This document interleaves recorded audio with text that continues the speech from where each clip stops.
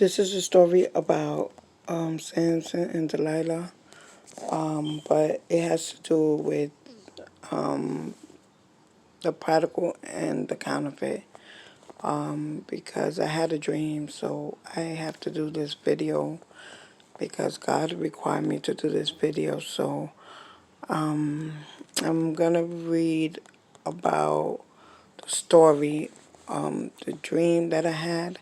So basically the dream was that the counterfeit, she came to my dream to attack me because the counterfeit and the prodigal are no longer together.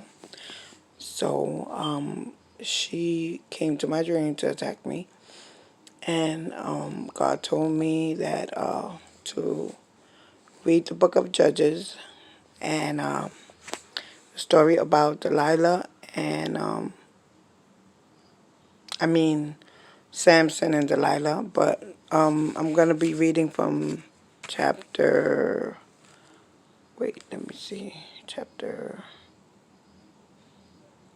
15, verse 10, and it says, okay, the Philistines went up to the camp of Judah spreading out near Lehi. The people of Judah asked, "Why have you come to fight us? We have come to take Samson to prison, the prisoner." They answered, "To do to him as he has done to us."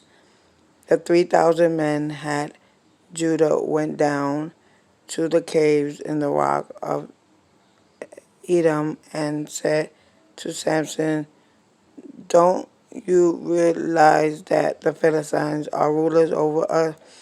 What have you done to us?" He answered, "I merely did to them what they have did to me."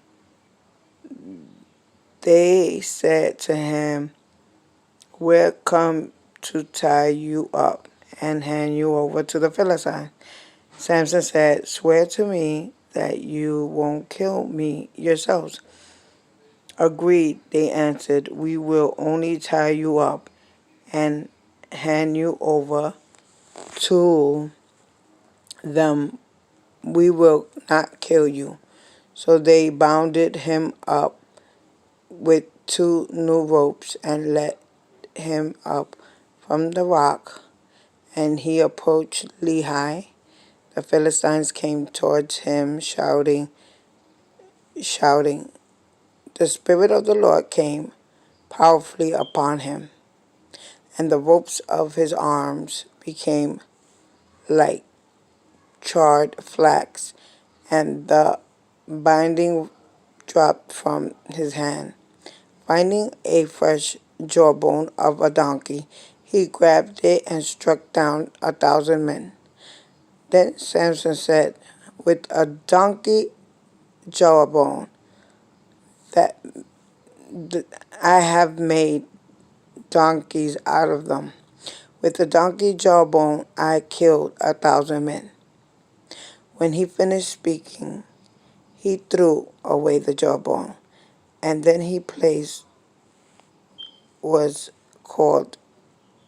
this place was called Rahamph Lehi, because he was very thirsty. He cried out to the Lord. I'm on verse 18. "You have given your servant this great victory. Must I now die of thirst and fall into the hands of the uncircumcised?" Then God opened up the hallowed place in Lehi, and water came out of it. When Samson drank, his strength returned and he revived. So the spring was called, and it is still there in Lehi. Samson led Israel for 20 years in the day of the Philistine. So God is saying that Samson was thirsty because he needed God's spirit, right? He cracked the hollow, and he gave them water. He filled them. But we know that the Holy Spirit is the living water. And in order for him to get the thirst of that water, he had to ask the Lord. So Samson asked the Lord to fill him with that water. And that water was from God's Spirit. Because God's Holy Spirit, it fills you. And it's a living water. And he revived Samson. He revived him. Yes. And so after he revived them and all that, I'm going to read a part over here, and it says, before he was, let me see. Before he was ever born, Samson was chosen by God to be a judge of Israel. Part of Samson's vow was to not cut his hair. But true, unfortunately, he made lots of bad choices, which included ignoring God's law, marrying a Philistine woman, and using his strength for revenge. When Delilah tricked Samson and the Philistines cut off his hair, the disobedience of judge lost his strength because the Lord left him. The Lord left him. His superhuman power came from God, not his hair. When the time was right, God restored Samson's strength for a final act of judgment. That's our God of mercy. This is Judges 16:4-20. So all I was saying that in the dream, the prodigal and the counterfeit, it lines up with Delilah and Samson, because the counterfeit was sent by the devil to destroy Samson. See?